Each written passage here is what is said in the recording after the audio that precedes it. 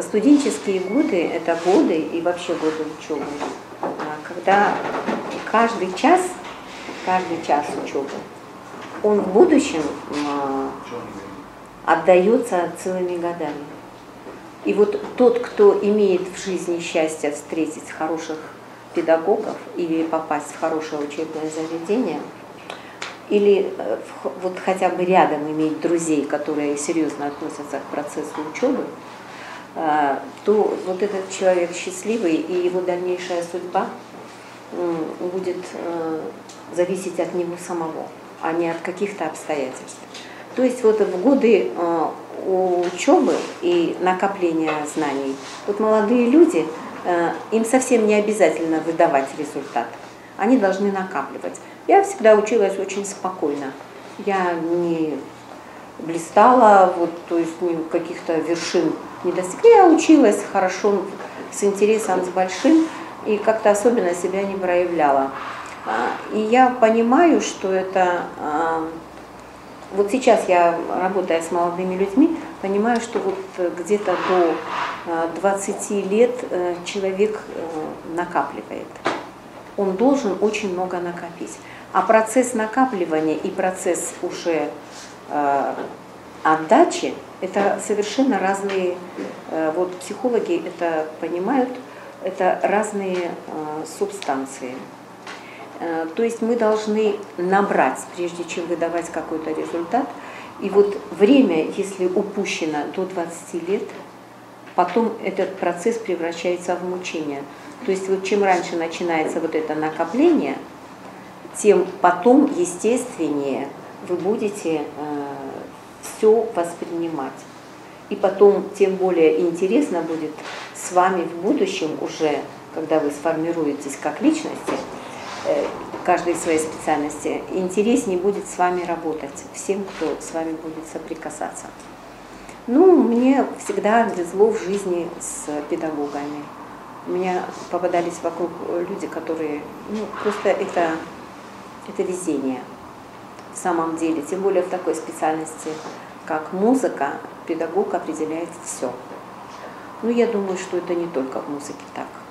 Ну, все мы можем вспомнить в школе какого-то одного учителя, 2-3. А мне еще и со школой повезло. 27-я школа, там давали такое образование, после которого, вот в Москве, например, я училась, ну просто я не знаю как, играючи. Вот то, что вот было там философия и политэкономия, вот то, что было сложно там для моих однокурсников, для меня это все было, ну то есть... Оказывается, наша школа 27-я входила в 5 лучших школ Советского Союза. Это я уже узнала здесь, спустя много лет. Знания по всем предметам были очень на высоком уровне. То есть я это поняла только в Москве, когда вот уже училась с людьми, которые со всей России приехали. Образование, ну и, конечно, то, что ты получил от своих родителей. Генетический материал никто не отменял. И в результате получается так, что если даже у тебя хорошая память, если у тебя хорошие данные, но ты никак их не тренируешь, то ты, ну вот попробуем, например, посидеть неделю не двигаясь. Потом нам придется делать усилия, прикладывать, чтобы сделать несколько шагов. Вот человек, который лежит в больнице месяц, потом его надо восстанавливать, потому что у него атрофируется мышечная система. Атрофируется все буквально, мышление тоже. Если мы не будируем свой мозг, он у нас атрофируется. И мы вокруг себя можем наблюдать множество примеров подобных явлений. Вот поэтому, ну, вообще вы напрасно дали сначала слово, потому что это может быть затянуто очень. Давайте мы поговорим конкретно о осетинской музыке, об осетинской традиции, которая имеет многовековую историю. Вот когда к нам приезжал в Осетию в гости испанский историк, этнограф Алимань, его фамилия, да? Августин Алиман. Да, Августин Алиман. Ну вот мужской хор Госфилармонии участвовал в встрече с ним в музее этнографическом, и мы там пели кое-что для него. И он потом меня спрашивал, а каким эпохам относятся вот данные песнопения. Я ему назвала примерные даты, а он говорит, а почему вы так решили? Я говорю, вот когда, например, раскопками занимаются ученые, археологи, они же не сомневаются, и не всегда им нужно делать какой-то там спектральный анализ, чтобы определить, когда когда это, в какую эпоху это изделие было. Да? Вы какие даты назвали? Я назвала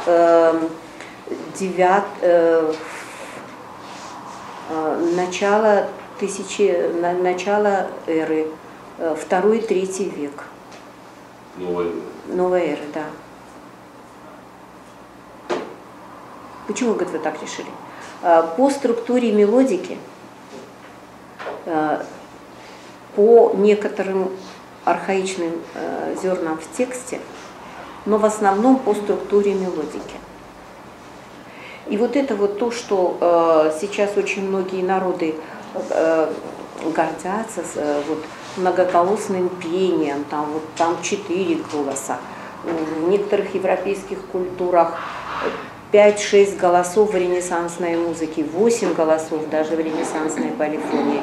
Это прекрасно, красиво звучит. Но вот это гетерофонное пение, когда один голос развитый и имеет очень архаичную метроритмическую структуру и мелодику, и вот это бурдонное пение сопровождения многих голосов, это очень архаичный вид музыкальной культуры. Очень. Это древнейший вид.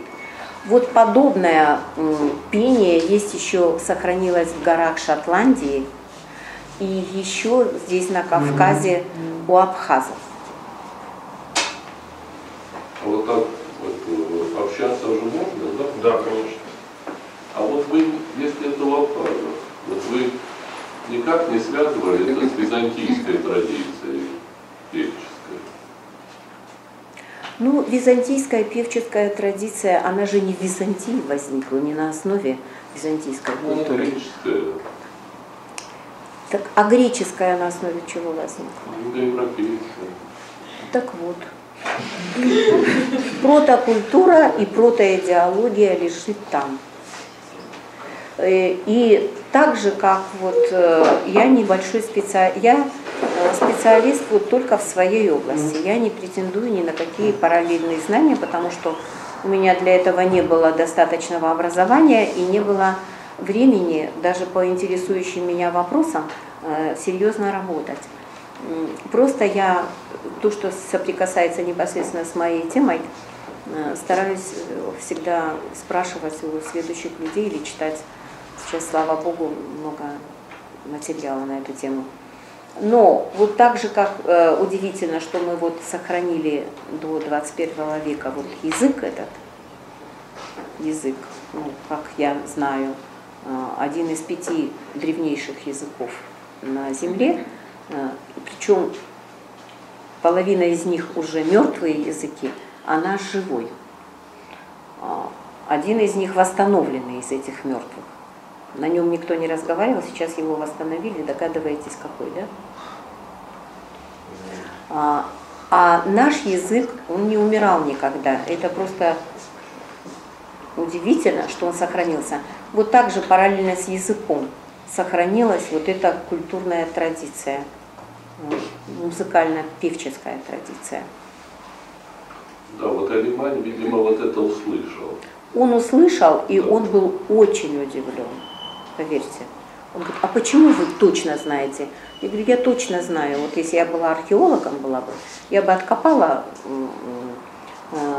черепки какие-то, и я бы по рисунку или по структуре, вот, по глине узнала бы, какой это век.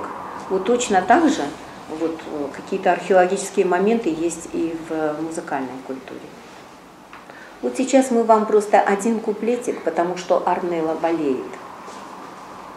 Она нездорова, голос у нее больной. Она просто один куплет напоет, и вы поймете, что, вот, что я имею в виду, архаику музыкальной структуры, мелодики.